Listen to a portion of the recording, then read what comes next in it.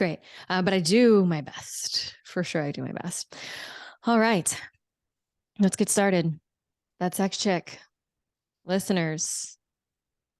I mean, I think by now you know, right? Y'all know where I'm at on my journey in my relationship with regards to my health and with regards to going down, the path to parenthood, the trying to conceive, the journey of becoming parents, for myself and motherhood and for Jordan. And we've been pretty open once we had our initial kind of open conversation with all of you that this is where we're at. And while I wouldn't say that we're not necessarily showing you every single thing that's going on behind the scenes as it's happening, but we are speaking about it much more than we were when we originally made the agreement with God, universe, spirit. Like we're ready as you can possibly be, as ready as we thought we could be. We're ready to do this baby thing. And that was actually, of course, we have a whole podcast about miscarriage and grief and loss and staying in love and all of that. And that's from the end of 2022, if anyone wants to go back and listen to that. But we have been open to little one coming our way since probably June or July of 2022. Now, we haven't necessarily been actively trying to make that happen this entire time, but we've been very like, when it's going to happen, awesome. And it's been quite a journey. And I know so many of you that are listening, you either have children already or you're considering potentially becoming a parent in the not too distant future. I know we have a small percentage of you. So shout out to those who are consciously and intentionally choosing not to have children. And so I see y'all, and I'm hoping that all this baby talk that I'm bringing onto the show isn't totally putting you off of the podcast. I'm still a cool chick, I'm like still a cool sex chick. But this is also very, very relevant to me in my world right now. And of course, to a whole like huge population. And in a big part of our community, since Jordan and I have started speaking more about where we're at on our journey and, our ages and our health and all these things, it seems as though our podcast and our content is getting shared more with people who this would be relevant to. And I know when I originally had the miscarriage, I was using Spotify as a Google search bar where I was like, can someone tell me what the fuck's happening right now? And like, how do I process this? And how do I deal with this? And what's going on in my body? And did I do it? Was it just a biological thing? Like, what can I do to not have this happen again? And like, how do I deal with being terrified that this is going to happen in the future? Am I just supposed to maybe not do this thing? Like other people's content, podcasts, it helped me so much. And I was deep in people's archives, with their shows, listening to stories about miscarriage and hope and, the term rainbow babies, which is a baby after loss. And so, this is just like, it's really relevant. And I know to me, and I know that, when I would find something that was a piece of content that I really enjoyed, I would share it with others in my world and in my life that I thought it would resonate with as well. And it was just so helpful to me. And so all that to say is, I know I'm sex, love, and relationships and intimacy. And a component of that is family, and is trying to conceive and all of that. And so we've got a little bit of hormones and health and fertility and all that sprinkled throughout our shows. And I'm recording today on the same day that an episode just released on the show that's all about legal sex work. So, our show is kind of all over the map under the umbrella of sex and love and relationships. And so we're going to talk about things like erotic blueprints and the love languages and legal sex work and anal sex and kinky sex. And we're also going to talk about the sex that is a whole different level of vulnerable, which is sex to make a baby. And sex has shown me so much in my life about who I am. And it has definitely been a symptom in a lot of ways, like how I relate to sex and how I'm showing up in sex. That definitely has represented a symptom as to like what else is going on under the surface for me in my life. And so, all that to say, going down the path of wanting to conceive and trying to be as healthy as I possibly can be as a 34-year-old woman who's never had a baby and is just now coming to terms with the fact that she even wants a family. This has been certainly some of the most vulnerable sex that I've ever had. And it has been a time in my life that has shown me more of what's possible for me and for myself, my growth and my development than any other time in life. And so I have this whole big preamble. Sometimes, these preambles are like a minute, and sometimes they're 5 minutes and 30 seconds. And and that's really just, I wanting to really cue up this episode and share with you a little bit of where I'm at, and also kind of cue up what this next conversation is going to be. And so without further ado, I'm going to welcome on our guest, who has been patiently waiting on the other side of her microphone for me to just like get on with the context laying. Maybe she hasn't been, maybe she's just been listening as well. But Leslie, thank you so much for coming on to the show. Thank you for having me. And I love hearing these stories. And this is how I came to be an author, actually. So it's very relevant, and you're doing exactly what so many other people in your position have done.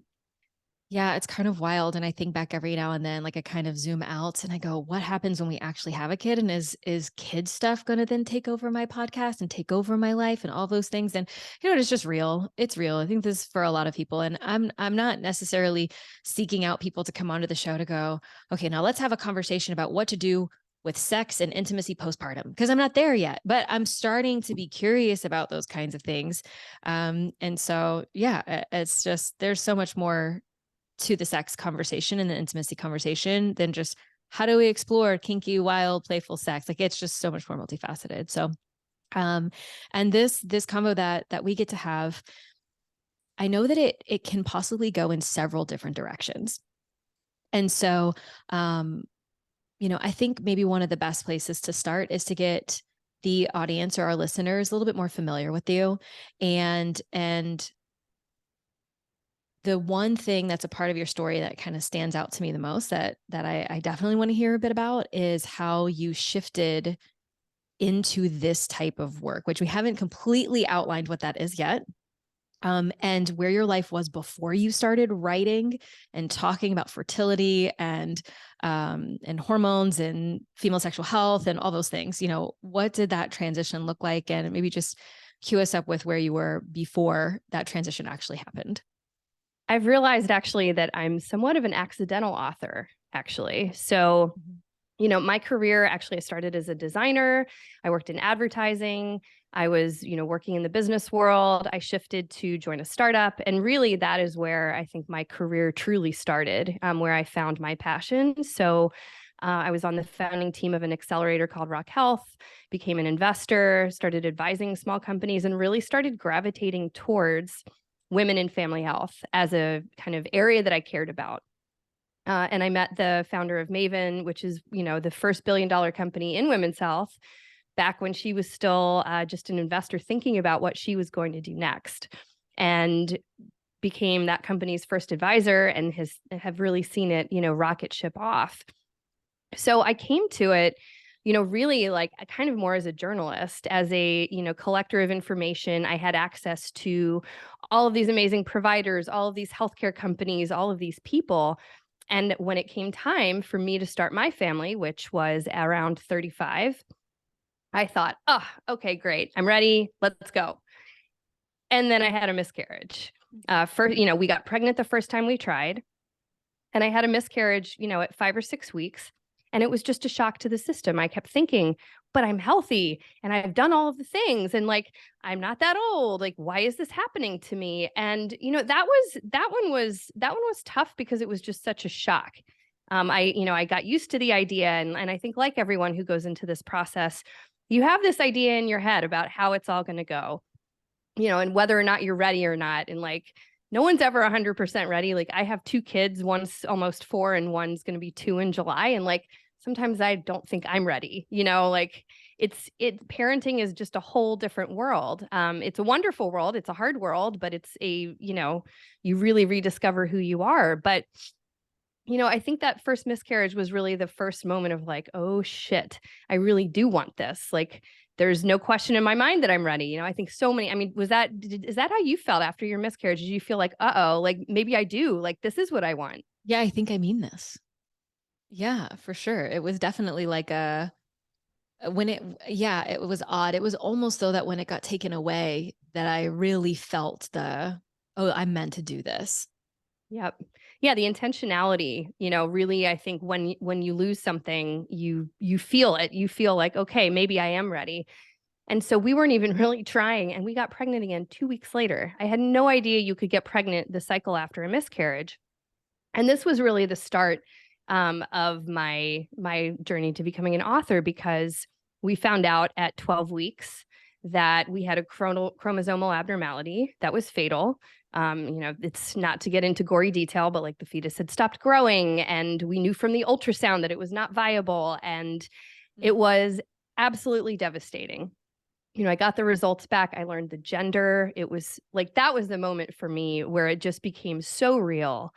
And I remember, being in my bathroom one morning, kind of after, I had to get a DNC. I technically had to get an abortion because, it hadn't ended on its own yet. It was going to very shortly, but they said, it would be much better for you to do it now.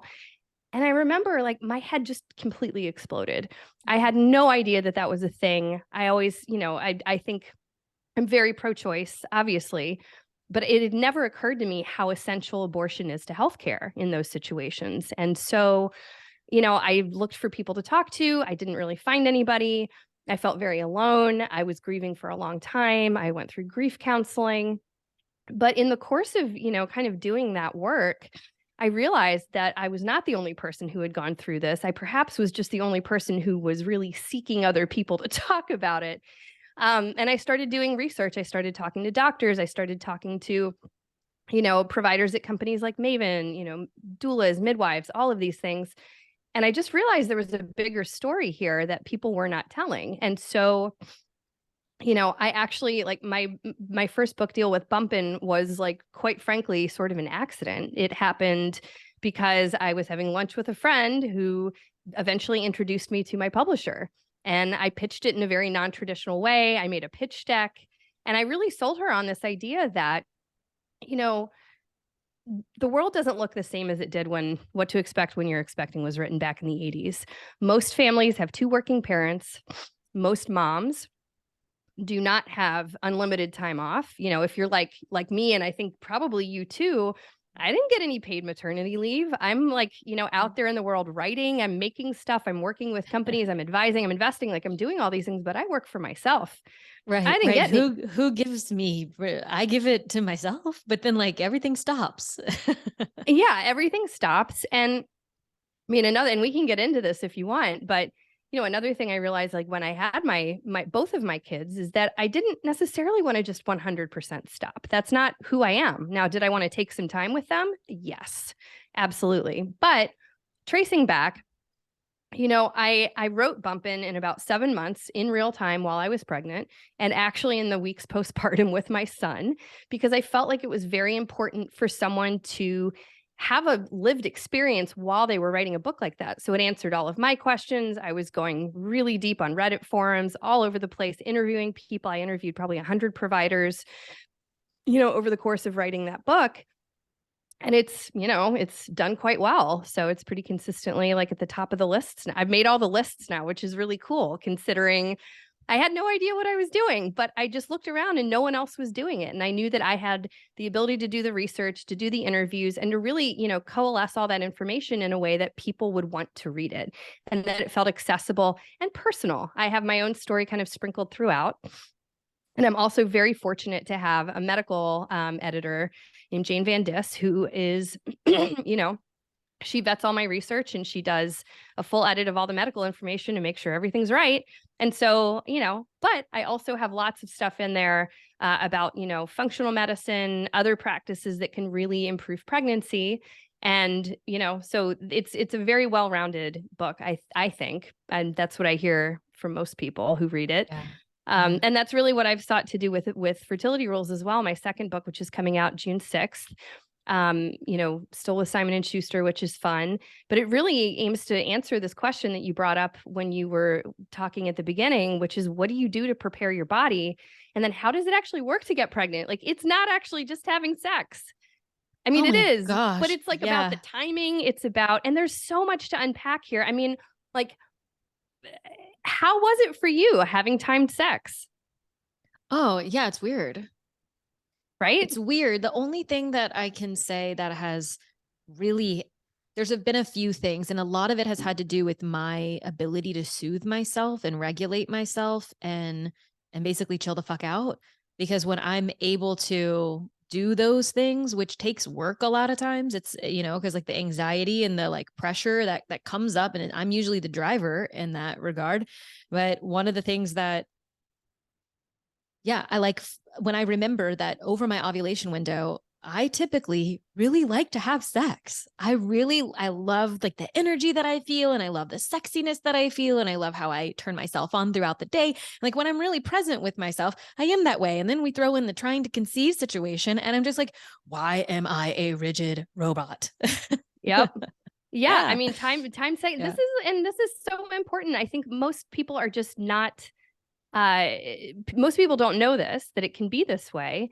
But yeah, like the first month you're trying, you light the candles and you Oh do the yeah. thing and you put on the music and you really like try to make it palatable. But guess what? If it's been like a year and you're doing a year's worth of timed sex, you know what's not fun anymore? Sex. It becomes like a job. Kudos to couples out there who can keep things like amazing. But also for those of you who may feel like, oh shit, like this isn't fun for me anymore. Like you are not alone. It is such a common thing. Right, right. And I speak to the partners a lot.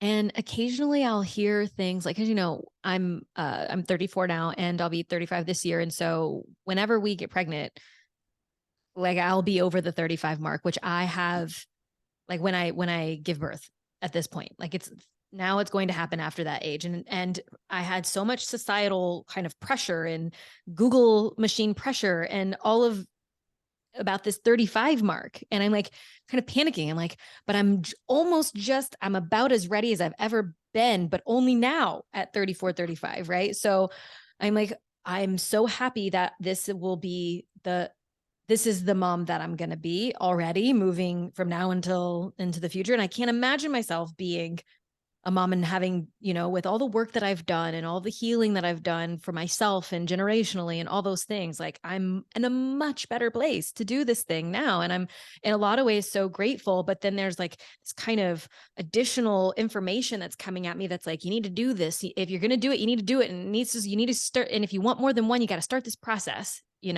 Yep. and that pressure too. But anyway, I kind of back to the partners sometimes, and I get in conversations with them, and they're like, yeah, but it's supposed to be fun, and it's supposed to be this way, and it's supposed to be that way, and I'm not really that into it if she comes at me and I'm like, hey, yo, do you have any idea how much of a fucking shit show is happening inside of her head right now? Stop that. Stop that. Go Yep. hug her. Go hug her. Go be with her. Go hold her. Go tell her it's okay. Go tell her she can relax. Tell her that you're fully on board. Tell her that you want this too. Tell her, hold her, be with her, help regulate her. Like this is a wild experience. And I had no idea that it was going to be that way until I was all of a sudden in it. And I'm literally like, it's before sex and I'm crying. And I'm Yep. looking at my husband and I'm like, I don't know what's happening to me. Like I literally don't know what's happening to me. And I'm like, and this isn't sexy. And we're in our peak window. And I'm like, how do I get this to be sexy? I'm like snotting and I'm crying. And he's like, babe. But at first he was like, who are you? He's like, I don't even know how to interact with that. And so it's just way more it's like so much more multifaceted than I think, when I was growing up. It's you just have sex and then you have a baby. And I never thought anything really of it. That's growing up, it was like, well, you have sex anytime if you just look at them. If you oral Well, sex, and baby. like what fault is that? It's the fault of the sex education that we all Right. get or don't Right. get is more Right. appropriately. Yeah, I mean, we're taught how to avoid sex, but we're not taught about fertile windows. We're not taught about Yeah. the pressure of, conceiving on this timeline. We're not taught that there are really only like, it's basically like 5 days every month for most people where you can get pregnant. We also don't talk about the fact that so many women now have been on birth control for like a decade before they try to conceive. Getting off birth control for the first time in a decade is also a complete, like, it's a mind fuck. I mean, I absolutely changed as a person when I got off of birth control. Like Nick was like, wait a second, like, who is this? You're like, you're not the same. Like, you're very testy. Because I'm very focused and, a little alpha professionally. Yeah. Like at home, I like home to just be peaceful and cool as it can be with like two kids under 4 at this moment. But, like we have a peaceful relationship. We are very like great partners. But I think your point about partners is so important. Thank goodness you're telling people all of this, because partners need to be told. Like they're not mind readers. No one teaches them how to be a good partner, especially in the conception process. No one tells men how to prepare their bodies either. I mean, this is such a huge part of my new book, actually, which is that I realized like most people don't know half of fertility problems happen due to issues in men's bodies. It's not just women, and yet women are tested and treated first, oftentimes before men are ever even evaluated. 25% of the time during an infertility evaluation, men are not even checked, which is absolutely crazy.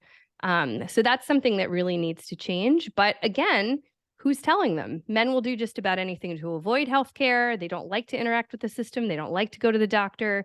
So we're up against so much. But I'm here to tell you, like, I had 3 miscarriages over the course of, getting my 2 sons into the world. And we had to communicate. Like I had to say, hey, not feeling so great today. I really need you to do XYZ, or like, hey, can you just like give me a hug right now? I just like, I need to be an emotional sponge. Like, I need that. I crave that. Or like, I mean, so like 5 total pregnancies, lots of timed sex. I would get to the point sometimes where I'd like just make a joke. I'm like, well, it's time again. Like, let's get to it, and just try to keep it light, because it is a drag sometimes. It's not always that fun. Yeah. And then I'm in the same boat. Like I normally like sex is great. Have a great sex life. Love it. But after that, and even like after 2 kids, it just totally changes. And I think we don't talk about that. Like moms talk about it. Like once you have kids, you're like indoctrinated into this new world of moms, and everyone's like, we've been waiting for you. Here is the truth. Like, here is life. And you feel so much less alone. But before, I think frankly, it's the same with pregnancy. We don't tell women very much about what that experience is really like. We don't prepare partners to be supportive. And to really get involved, which is why like it only occurs to them they're having a baby after the baby actually physically comes out of your body. So anyway, it's I love so much that you're doing this work with men. It's really important. Yeah, it's huge. Wow. And it was funny as you were talking there, I just like I had a moment. I just reached over to my phone and I just typed sperm analysis ? To my husband, which was planned.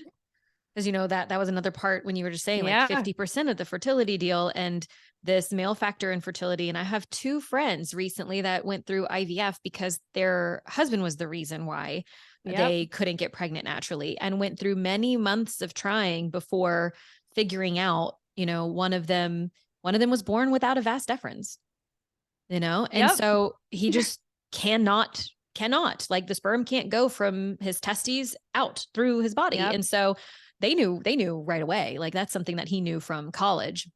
He was like, I always knew that like I'd see porn and like they would ejaculate and it would come out so fast and it would come out so forcefully. And he's like, and mine would just kind of like not do that. And so he's like, I knew something maybe wasn't quite right, and got that all tested. And then it was like, oh, wow. So now anyone that I go into a relationship with that wants to have a family is going to also having to be has to know like they're signing on for, if we want a family, it's more, it's going to be the IVF, more likely the IVF route. And then I have a friend with had a vasectomy and then had a reversal and then scar tissue. And so also a vas deferens issue. And so, and then wound up having to go through IVF, but yeah. And before that it was sperm motility, and it was, just due to substance and very substance use. And that was affecting the speed and the shape and all of that. And so, I actually, Jordan, my husband had a sperm analysis appointment, I think 2 weeks or the week after I got the positive pregnancy test, like the week of. And he was like, well, I guess I don't have to, do this anymore. And so I was sitting next to him on the couch, and he calls the place and he's like, and the lady goes, oh, okay, well, you want to reschedule? He goes, well, we don't need it. And she goes, oh my gosh, congratulations. And so it was this whole moment. And then that was back in October of 2022. And so, we've kind of gone back and forth with do we just want to surrender to this? Like we got pregnant on the first time, like, not the first time, but like pretty early on. And, going actually through the miscarriage and then having the medical intervention post, which I didn't have to have a DNC, but I did have shots of methotrexate. So, I released the episode and shared about the miscarriage and that whole experience and all of that. And, towards the ends of that show, I spoke about how I was so grateful that it was pretty straightforward. My body recognized it, my body released and all those things. And then about 2 weeks later, we realized my HCG was increasing. And so I either had a pregnancy of unknown location, that term. So it was either an ectopic or it was retained tissue. And so I wound up having to go back and I got blood work. It felt like every other day for such a long time. And I was just poked and prodded. And then I had, an early biopsy and just all these things. And I had to, get these shots. And it essentially just had us push out when we could try again. And then it was just like so in the future, it felt when I was ready. Now it's like, why, if this is going to happen, why couldn't it just be straightforward? Like I thought it was going to be. And then it was, after getting this chemo drug in order to have the retained tissue come out and all this, it was, the instruction from the doctor, which I could have decided not to listen to, but it just was like, I'm just going to listen to all of you people now. But it was, don't try to conceive, like let one full cycle go by, let the drug do its job, let the full cycle go by. And then once our HCG is back down to 0, then you'll be clear to try again. So that would be 6 weeks from when the actual shots were given. And then there's a type of sex that isn't often talked about, which is sex when we want to have a baby and we're trying to have a baby, but now we're trying not to get pregnant when we want to be because we're healing. Yeah. And like, I cried through so much of that that experience. And that's like so real for so many people. And it's wild. And the thing is that I know why so many don't talk about it. Like I know why now, because, I did EMDR on this particular experience and gone to, did therapy and went really deep into my healing so that I could understand. Cause it was like, I was getting triggered by lots of things. Like I was in a store and I heard, like the difference between like a tiny, tiny baby crying and like a toddler crying. Anytime I'd hear a tiny baby cry, I'd immediately cry. Like my body would just react to it. And I'm like, I've like, this is my responsibility. I have to get a hold on this. And you mentioned going through grief counseling, and I went through, EMDR and had my own little process there that I was figuring out, but it's just so much. And so I understand why people don't wind up talking about it more. And it's so healing. And I'm so grateful to those that do talk about it, because there's people that are essentially suffering in silence because they don't know, they feel alone. They don't know what to do with it. Like, it's like, or you feel like you're the only one. Yeah, you feel like you're the only one going through it. Like your experience hearing the tiny baby cry. I mean, that is like, your body is wired. So like one of the weird things that happens during pregnancy is like your body physically starts like responding to those cries. And then after you have the baby, forget about it. Like then you start leaking milk. Oh my God. You might start crying when you smell them. Like there are all of these really, biological processes that happen that, you're just not prepared to do. I'm curious, like what did your doctor say about your miscarriage? Why it happened? So I would imagine she used the term blighted ovum. So it would have been like a chemical pregnancy or some variation of that. And that implantation happened, but nothing grew. And so, and by the time that I had started spotting and then I was bleeding, and then by the time I actually wound up getting in to see the doctor several days later, there wasn't anything that she could see on the ultrasound. And it wasn't until a few weeks later through blood testing to make sure that my HCG was going down. And then we realized it was very slowly going up, which meant it's not a new pregnancy. It was only then on that ultrasound did we see like swollen retained tissue that was filled with fluid. And at that time as well, it was as if I don't know what necessarily caused this. And I've had an ovarian cyst removed in the past. long ago. And of course, like after I had it done and I was in my early 20s, did I realize like I probably didn't need to have that surgery. Because I've had multiple doctors tell me, then, you know, those usually just go away on their own. I'm like, fuck, okay, well, I'm learning. I'm definitely learning this whole like holistic way of letting the body do its thing and be wise, and also leveraging modern medicine whenever it's like a really good job, like a really good idea to do that. But when we did that ultrasound, we found the retained tissue and several really like there was I think 2 medium size ovarian cysts, you know, functional ovarian cysts on one side of my ovaries and like 3 on the other. And they all went down. You know, I had like, so it was just, she just responded with, it looks like there's a lot trying to happen in here. And so I was like, maybe my body was attempting to ovulate because the HCG was going down and then it started creeping back up. And so it was this really weird place of like, I felt so foreign to myself where I'm like, what? I'm so regular. I feel like I understand myself. I'm like, I'm charting the moon and I'm charting my cycle. And I'm like this person that has this relationship with their cycle after being on birth control for 4.5, well, being on birth control basically since I was in high school, but having an IUD for 4.5 years before my husband and I got together.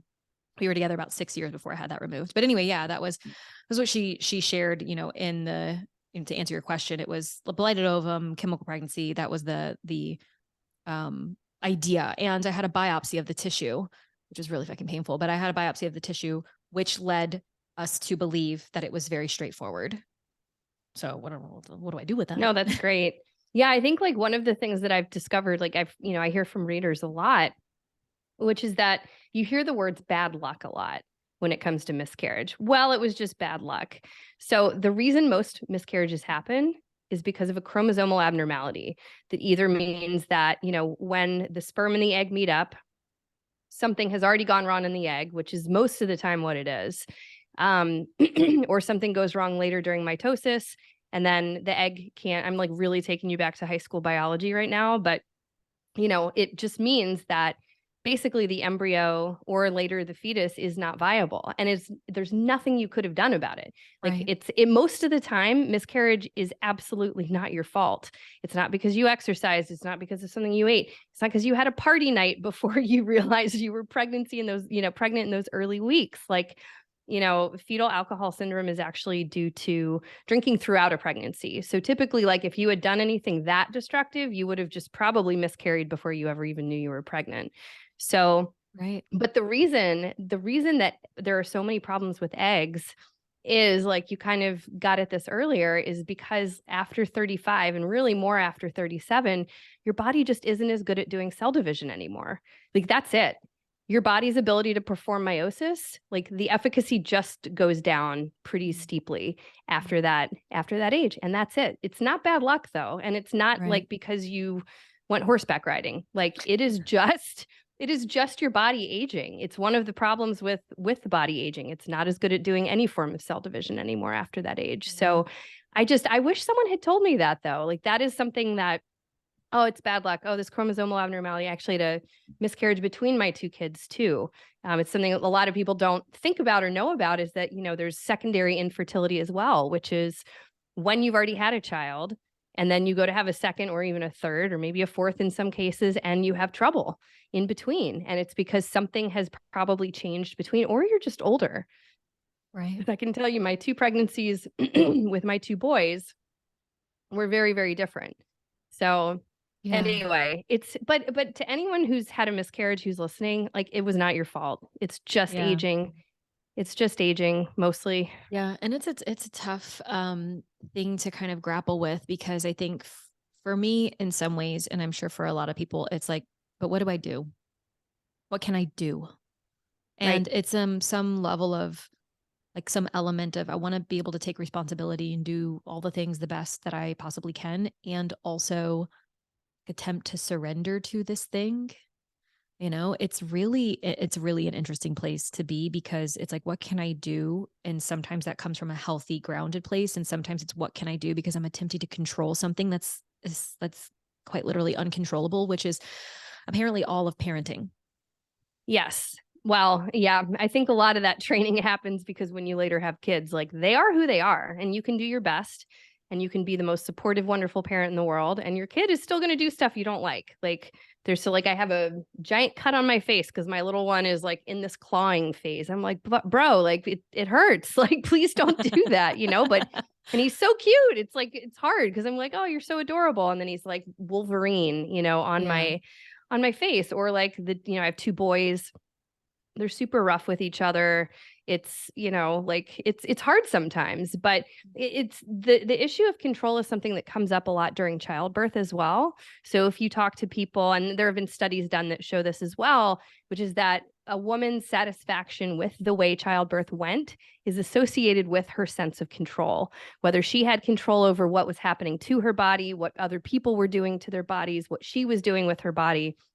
That is oftentimes what dictates whether someone feels like childbirth was a good experience or not. And I think it's so true with pregnancy as well. And there is like, I get it. Like I went through a lot of loss myself, and I kept thinking like, what do I do? Like, how can I fix it?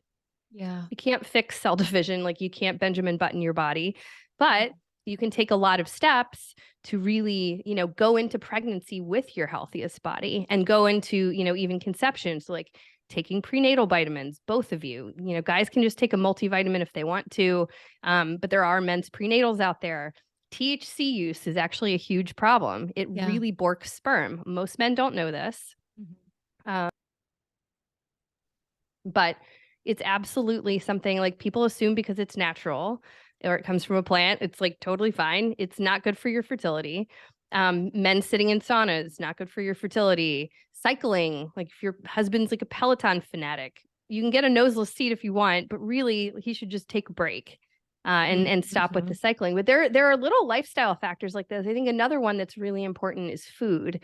You know, for anyone listening who really wants to take steps to prepare their body for pregnancy or for you know, trying to conceive, you'll see out there a lot of, and I'm sure you've been like Instagram targeted already. Like I'm sure you're seeing so much of this stuff in your feed. There are so many influencers out there right now trying to get you to do a detox, get you to do their special program, get you to take their supplements, whatever.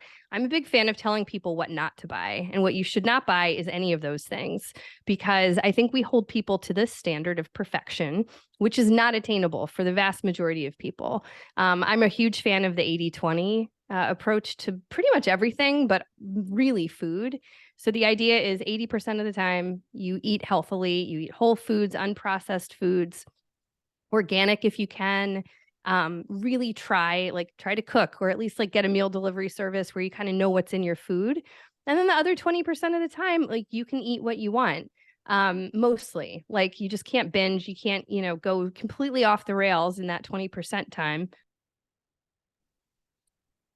But also you should have some fun. Like food should not be so restrictive. This is how we develop really unhealthy, you know, relationships with food. So, you know, prenatals are the only supplement you absolutely should take. CoQ10 is great too. Both people can take that. With food, skip the trans fats, added sugars, anything processed. I don't really care for artificial sugars either. I think there's a lot of emerging evidence that's not great. Stop like microwaving your food in plastic. That's how a lot of, you know, of that is transferred. And you know, and do what you can. Like I think you spoke so wisely about, you know, going on this journey to kind of make peace and to find ways to process and deal. I think like we're all so glued to our phones, glued to the internet, glued to TV, glued to all this stuff. And really like taking a minute, going on a walk, like finding an activity you like, getting outside, getting into nature if you can. Even like, you know, I live in New York, like go to Central Park. I mean, I live closer to Prospect Park, actually. I live in Brooklyn, but you know, there's so much you can do. It doesn't feel like you're in as much control when you probably are listening and thinking like, okay, Leslie, I can take a walk. That's going to make me feel like I'm in control. Yeah, actually, it's a good thing for you. It's a good thing. You know, another one of my favorite things is taking a bath every night. So, and I still do it. Once my kids are really good sleepers, I'm very lucky. But I take a bath every night, and that is kind of how I shut the door between my day and sleep. So getting good sleep hygiene in there, getting good sleep habits too. Yeah, I've learned so much. It's kind of wild. So I have a friend that just wrote a book called That Sucked, Now What? The general idea, if you can imagine, right? It's like, well, that really fucking sucked. Now what do I do? And it's kind of like, how do you turn a mess into something that is actually for you in the long run? And it's really interesting because, going through miscarriage or going through, having that experience, going through it, it was so heavy at the time. Now, when the actual miscarriage happened, it was really, really sad. And I was really sad, but it didn't get really hard until I had to start getting poked and prodded at the doctor right after that. And then when it looked like our timeline was getting pushed out, and it just was, I had zero control over it. That's what it felt like. And that was when it got exceptionally challenging for me. And it was in going through that, I was like, I know one day, I will look back at this time and go, here's some good in it. But right now, this really fucking sucks. And I'm going to choose just to let it suck, like all the way suck. And I'm not going to try and talk myself into it'll all be for me in the long run and all this. Okay. And so several weeks to a month or so go by. And the depths of like grief or despair, this version of it, or this time for me to move through it, I learned some things about myself. And then I started having to take care of myself in a way that I was essentially refusing to take care of myself before the miscarriage. I had to show up for myself. I had to say no to things. I had to stop overcommitting. I had to adjust my calendar. I had to give myself space. I had to have certain conversations with my husband that, wouldn't have come up otherwise. And there was so much unraveling that had to happen. And there was so much of, what am I doing with my life? And can I keep working like this? And all these things. And I am this certain thing for so many people, but I don't have that support for myself. And I can't keep pouring from an empty cup. And it was very, very, very clear just how empty my cup was when this happened. And when the miscarriage happened. And so the adjustments that I made with my relationship with myself, and the foundation of my relationship, of course, with my husband, but my relationship with myself was so deeply impacted that I can't imagine. Like I looked at him the other day and I was like, can you even believe, like, it's March, we'd be having a baby in the beginning of July. Like, I'll never forget. And this is still a little bit emotional. July 1st is just like going to be a date that I will remember forever, because that was the window, that first week of July. And so, it's like, can you even believe, like, so much of my way of being has shifted because I went through that. And so it's like that sucked miscarriage. Now what? I'm going to be an even better mom. I want it more. I'm making the space.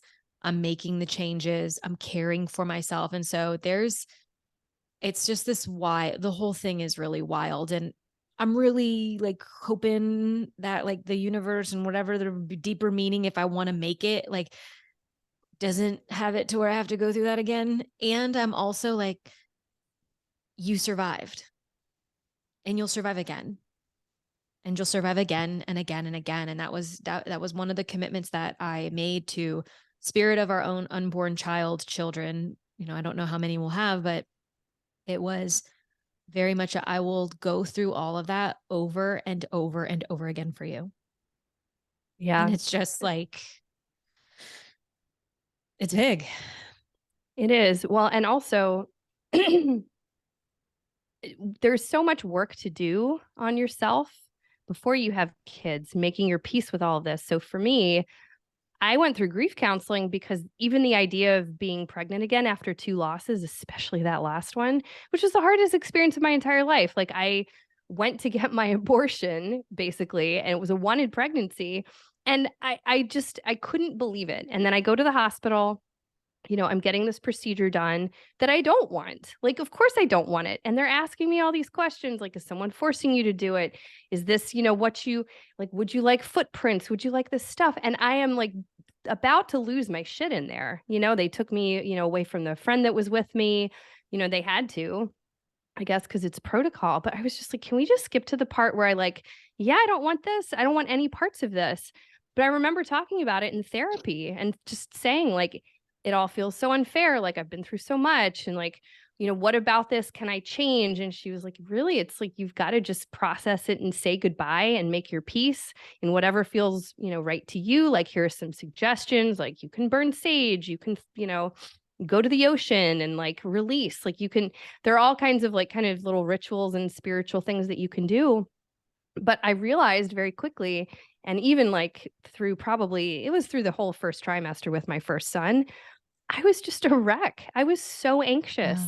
And so then I went back to therapy. I just was like, I can't live my life looking in the toilet every time I pee, looking for bad news, like every time. And she was like, okay, what are you going to do about it? And I said, well, I don't know. Like, I don't know what to do in those moments other than distract myself. And so I wrote about this in Bumpin', but I never told anyone what it was because I was embarrassed, but I'm going to tell you what I did. Great. So Great. every time I had to go to the bathroom or I wanted to Google some symptom, which was like, and by the way, OBs do this. Everybody does this. This is a universal thing. It does not matter how much you know. Everybody does this stuff. Being pregnant is just a total trip. It is a crazy thing. So, but a lot of people have anxiety. In fact, sometimes OBs have like the worst anxiety because they see all the things that go wrong. But I downloaded this horrible game on my phone.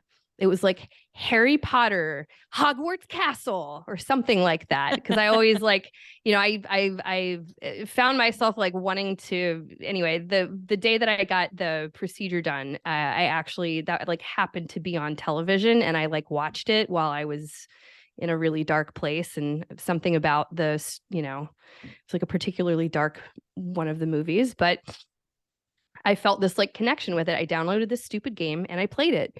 And I played it every single time I felt anxious. I was like, I'm not going to open Google. I'm not going to like go there. I'm going to play this game until the feeling passes. And it did. And I got to like year 6. That's how much I played that game. Like I played the shit out of that game because I just I didn't have any other place to put it. I'm like a pretty strong person actually, but I just couldn't stop myself from wanting to do it. And so that is what I did through both pregnancies. I had this stupid game that was the purpose, or I'd like text a friend or something. But sometimes I just like, it's like, I just want this to like stay with me. I don't want to I don't want to like complain to my husband. I don't want to like bring this up every 5 minutes because that is what it feels like. So anyway, Harry Potter, great. Hogwarts, Mystery or Castle or something. That was, okay. Yeah, you're the first to know. Well, for me, thank you for that. And that is sound advice, because not all of the things need to be like processed with girlfriends or processed with husband or processed with, and you've got time in between when you have your therapy sessions. And so like, you don't just, someone who like, whether they consider themselves to be an anxious person who has experienced anxiety, or if the anxiety is new because of fertility, and pregnancy and all that. New it's over like, here. I had no idea what I was doing. Yeah. I was like, what is that? Like, what's going on? Yeah. Am I having a heart attack? I am yes. literally freaking out. Like I don't know what to do with myself. Yeah. So fortunately or unfortunately, my experiences with anxiety started in like college. And so I already know what that shit feels like. I'm like, oh, hello, old friend. What the fuck do we do now with you? Harry Potter. That's what you do now. Harry Potter. I mean, recently I've been, everywhere I go, I have my Kindle. Good. I just like bring my Kindle everywhere. And I listen to, so Bumpin' will be one that I listen to if it's on audio, because that's my favorite way. You'll hear my voice. This kind of information. It's my favorite way. And then my Kindle is filled with like kind of smutty fantasy, where it's just like, it's about other worlds and fairies and like magical creatures and stuff like that. And then like erotic stuff. And I'm like, okay, that just like sweeps me away into like a totally different place. And so I'm just going to leverage that even more hearing this. And so anyway, I thank you. I mean, a lot of this conversation has been stuff that that's particularly relevant to me. And I really do want to know, and I'm very curious about the actual fertility rules, And so, I feel like I feel like I'm a mad scientist sometimes, where I'm like, I've got the LH strips and I've got the basal body temperature thermometer and I've got the Flow app and I've got the Daisy app and I've got all the fucking apps. And I did go through a window of time where I deleted everything, where I removed everything and I was like, you just need to chill out. And I, have the book Real Food for Pregnancy. And I've got all my friends around me right now having babies, their first one, or they're going on to their second one, or have, really close friend that we're on the journey together. Like and that is I can't even I could do a whole podcast episode talking about how weird it is to have gone through a miscarriage and be like, we said yes and started trying like just a couple to a few months before one of our best couple friends. And the like odd terror that I started experiencing, thinking she was going to get pregnant before me after I had miscarried, and I'm older than her. And I'm like, this is affecting my friendships. To a baby shower. We're getting invited to a baby shower. I was actively bleeding from the like methotrexate and that whole thing. And I was part leader in one of my best friend's mother's blessings. And and at the end, she like gave me her her crown wreath from the day and was like, I want you to put this on your fertility altar. And I was just like, it's just the mess. I'm just a mess. And I'm like, why is this my story? What the fuck? Like, it's so, I was out with one of my best friends, and he and his wife, pregnant. We actually had due dates within days of each other. Yeah. And then I had this second miscarriage. I remember she was around 7 months. So like the really cute bump, not the like, oh God, is it coming out any moment now bump, or the like, are you just like burrito bump? I was out and they were like trying to cheer me up. They were being such wonderful friends. And we were like at this art fair at Fort Mason in San Francisco. And I like all of a sudden couldn't breathe. I was looking at her. I was looking at the bump and I couldn't breathe. I just couldn't breathe. And I said, I have got to get out of here. And I said, hey guys, like, so sorry, got to go, like, got to text, whatever. I went home and I cried for like an hour, just cried, because it felt so unfair. Like I had these plans. I was like, we'll do it at the same time. It's going to be so great. Isn't this awesome? Even anyway, but it just didn't. So I think there's so much. A lot of people don't know what to say when someone has a miscarriage, and it's very personal. Oftentimes, though, I think the best thing to just say to someone is like, I'm here. And you got to just show up and keep showing up. I liked it when people send me weird gifts. I still like it when people send me weird gifts. If you want to send me a weird gift, that's cool. But, or like a weird internet video, like panda sneeze. Have you seen that one where like the baby panda sneezes? Oh my God, I'm going to send it to you after this. It's amazing. I watch it when I like really need to sleep or to just like reset my brain. I have like all these tricks now. This is like another thing that this experience has given me. I have this toolkit of like how to solve my mental health moments, which frankly I wouldn't have had if I hadn't gone through all these miscarriages. But so you want the fertility toolkit, huh? Yeah. I mean, if you're down, I'd also love, I don't know how much time you have here, but I'm glad that I reserve an hour and a half for these shows. If there's like a few extra minutes, because I'm curious about that component. And I know that you have a book that's coming out that's about that. And so I'm excited for that as well. And I'm also curious how your husband, like his role in all of this and how all of this was for him and how you two like stayed connected through it all. Yeah. Well, I mean, we still have, even with two small kids, we have a great relationship. Don't get me wrong. Sometimes like, I'm like, really? You think that's a good idea? Okay. Or like, really? You don't want to do X, Y, Z with the kids? And then you just realize there are like these fundamental differences. It doesn't matter how involved a dad is or how great of a father a dad is. Moms ultimately are like just in charge. Like it's just what it is. Because your kids want you.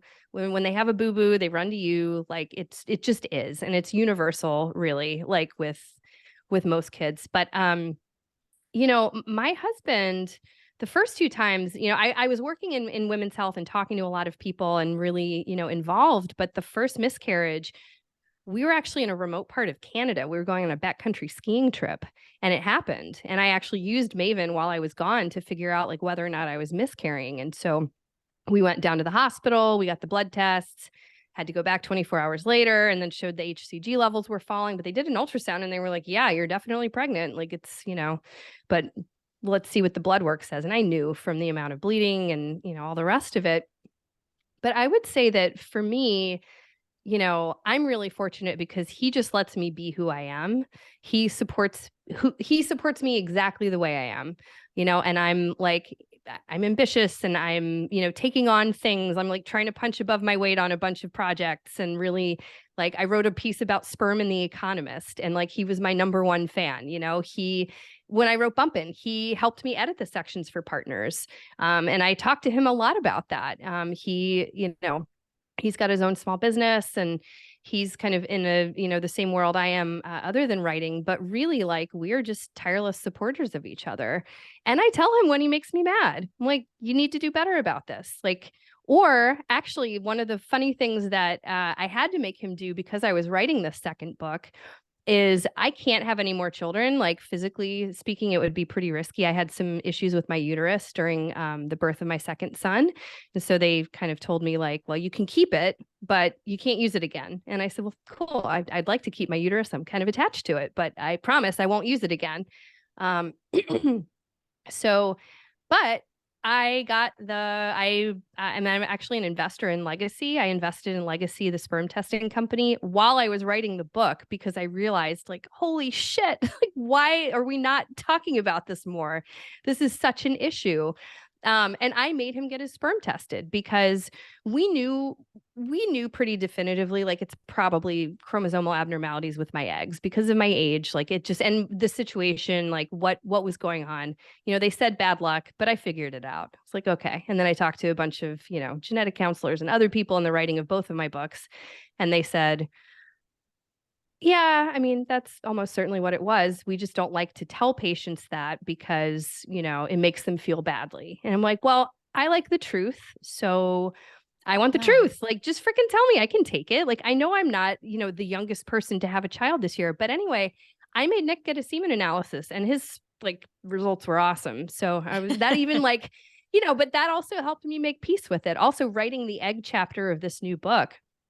I'll give you another thing that I haven't shared with anybody yet, which is that you heard it here first, folks. Heard it more than first. More than once. So writing a book is interesting. Writing a second book is also interesting because it's a completely different beast. Bumpin' I wrote in real time. It was very kind of in the moment as it was happening, talking to tons of people.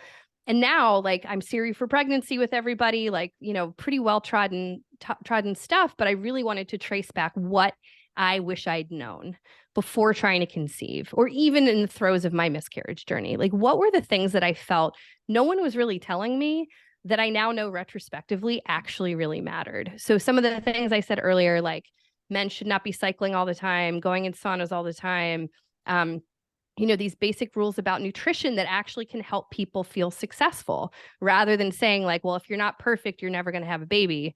It's no. 80-20 is good. 80-20 is a great goal. And it's an achievable goal through a pregnancy too, because what you want is to start, your pregnancy with a healthy body and a healthy mind, and then be able to sustain it. Because, you're not actually eating for two. It's not a thing. You need a couple extra 100 calories in the second trimester and third trimester, but really it's a matter of listening to your body. So there are, a number of little tips and tricks that you can do to improve your lifestyle. A lot of it is stuff that you probably don't take recreational drugs, cut down on drinking.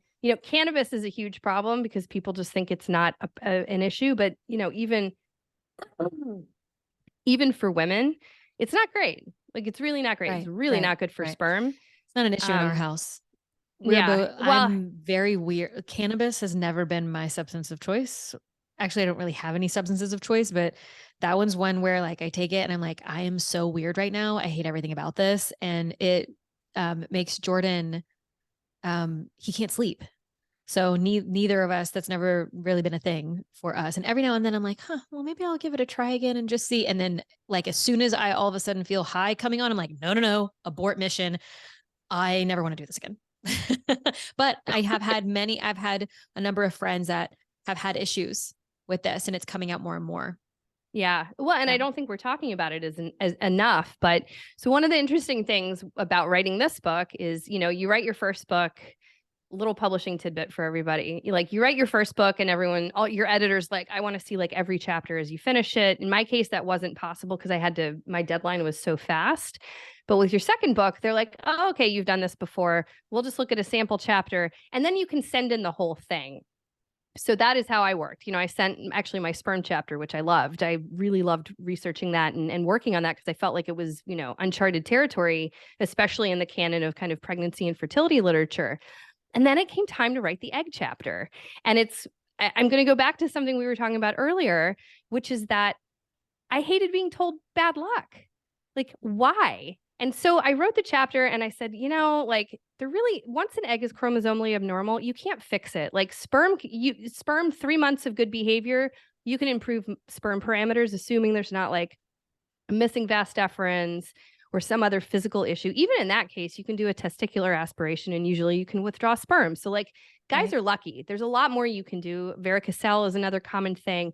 With women though, like you can't take a bunch of supplements. It's not going to fix your eggs. It's just not going to do it. You can do things to help promote good egg quality, but there's not that much great evidence around any of it. And it ultimately does come down to age. Like that's the truth. And I remember talking to my editor about it and she's like, well, Leslie, like that's kind of tough, like, don't you want to give people hope that they can do a thing? And I said, well, they can do all these things because it's not just about your egg quality. It's also the quality of your endometrium. Like that's why they want you to wait a month before you conceive again, because you've got all these hormones coursing through your body. You have an endometrium that was kind of built up and ready to receive, an egg or an embryo rather. You've got to let it go back to its normal state of affairs. And that's another reason that like frozen embryo transfers actually are also popular, is that during IVF, you can do fresh or frozen. Fresh means you take it, you let it culture, and then you put it right in there. Frozen means typically it's because you want to test, but frozen embryo transfers happen later. And what they're finding in some cases that letting your endometrium heal fully from, all of the retrieval drugs can be very beneficial. So I wrote this chapter and my editor was like, I had 2 editors this time actually. And they were like, wow, Leslie, egg chapter, really short. Don't you want to like be a little more, detailed here? And I was like, I don't know. I'm sick of all these books talking about like all that matters is eggs. Like, it's just not true. Like you need lots of things. And they were like, oh, okay, well, maybe go back and look at it.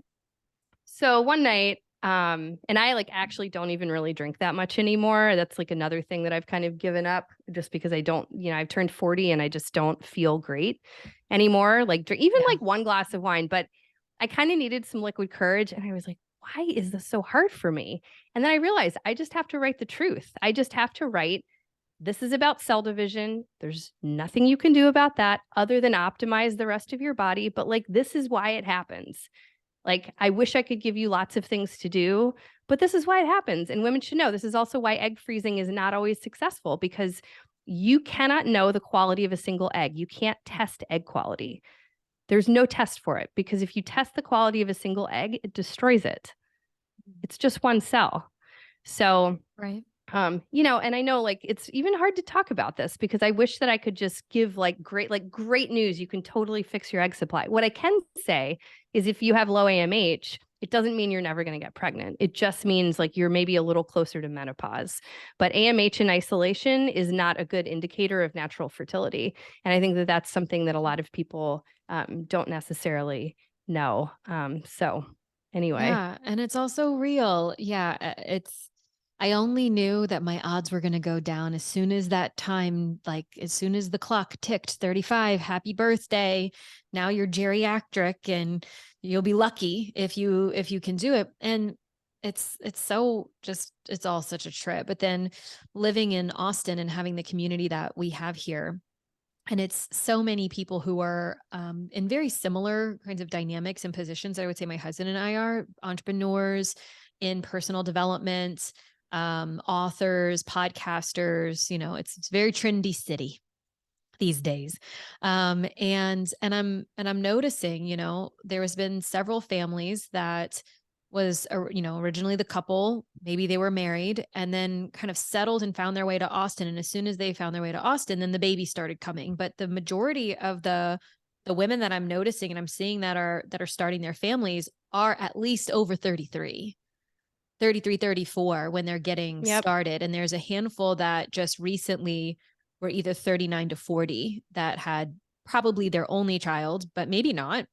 But maybe not. And I think that it's empowering when you know the information and not from like I have to force this through and I have to control everything and all that, but just really, even for me, knowing now, like, this is the reality of it. And so there is a higher likelihood that I will experience another one at some point if I also go to have another child after the first one. Like, the odds are just more stacked in that favor versus when I was 25 versus 35. And I couldn't even imagine being the 25-year-old version of me. Was like,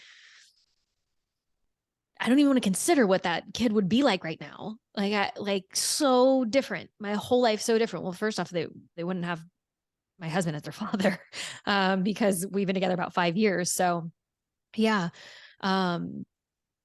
Wild, all of it. So wild. And so what I'm hearing in the fertility rules, because there wasn't any like kind of like this rule and this rule and this rule, but it's mostly like you can only do so much, like remove certain things from your life, the baddies, which we know, alcohol and smoking and processed foods and the sugar and all that, and then optimize life. And if you would laugh, probably, I think you'd laugh. You'd get a kick out of this. If I could play back any conversation that I've had with my husband at the fucking sauna.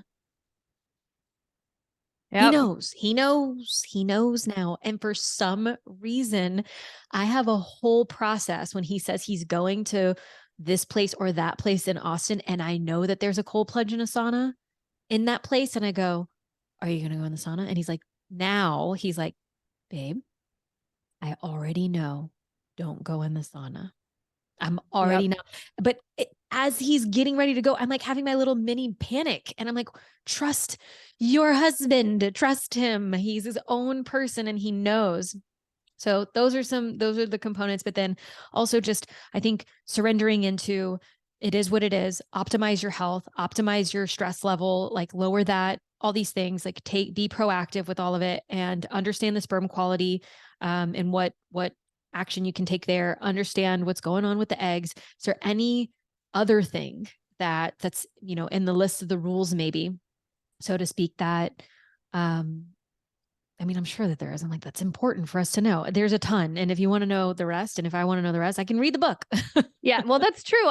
So I'll tell you, like, the book's actually split into 3 parts. So it's fertility rules, like, here are the rules about your fertility. It's also fertility rules. Like, fertility is awesome. It tells you so much about your body. It tells you so much about your overall health.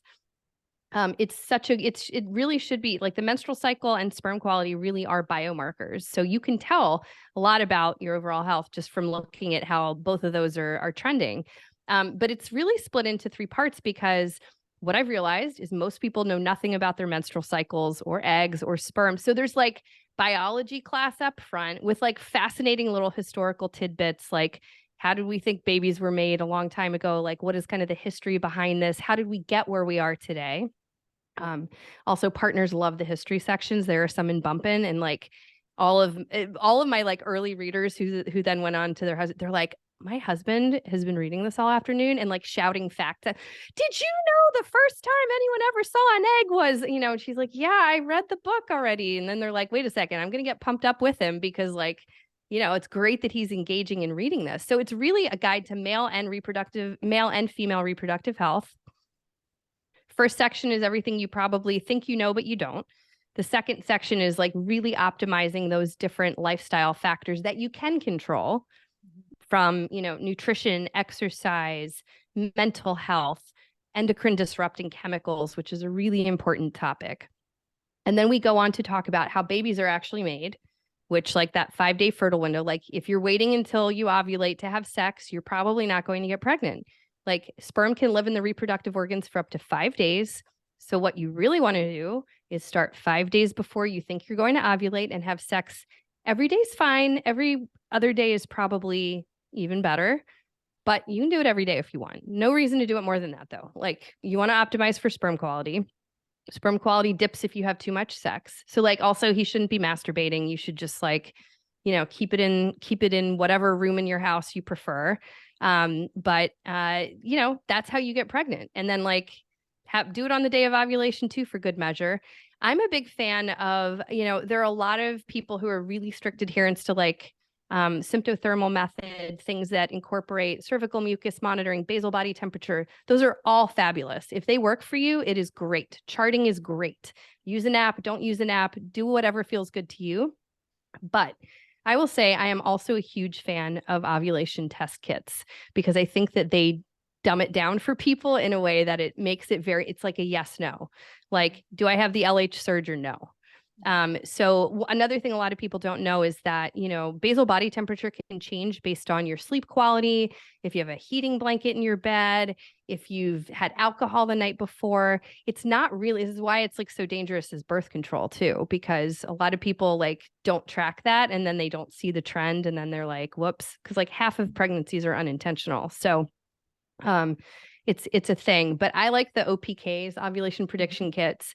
Really, like if you're thinking about conceiving, what you should do is start a month or two before, get your OPK, just like pee on a stick for a month and just see kind of what your ovulation window looks like.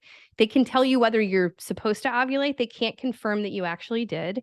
This matters for people with, PCOS and other gynecological conditions that can impact ovulation. A rise in progesterone is really the only way you can tell. And then it's the 2-week window, the 2-week wait, the dreaded 2-week wait. You got to pull out whatever your Harry Potter thing is for that moment. I mean, oh my God, I played that thing so much during that period of time. That window, it starts off that strong. Window's the worst. It starts off strong every time. And then I'm like 6 days, DPO, days past ovulation. And I'm like, is it too early to take a pregnancy test? And I'm like, Alexa, yes, it's too early. Stop it. Stop it. An unpopular comment. I already know, like, if there's anyone who's in their 2-week window right now who's listening, you can hate me if you want. I strongly encourage people to just wait until at least the day of your missed period to test, because if you're going to have like a weird miscarriage in those early weeks, like, which happens a lot. Like, we don't even really know the true miscarriage rate, but like HCG levels are usually not high enough to detect until then. Even these early test kits, like I don't care what all the manufacturers and companies tell you, the best way to do it is just at least wait until your period's supposed to arrive and test on that day. That's going to give you a better idea. And if it's negative, it could still be positive, because implantation doesn't always happen like very, very quickly. Right. If it's positive, then but if it's negative and you still think you could be pregnant, you can test every day after that if you want to. I would suggest, testing every other day. I know it's going to involve a lot of Harry Potter, but but it's just the thing that's going to give you the best answer. And it's so hard. And I think more data is not always better either. This is a lesson I had to learn the hard way. I had like all of the things, had all the test devices. I mean, also because like my writing and my work, like I have tried every single possible thing. I have talked to every founder of every single company.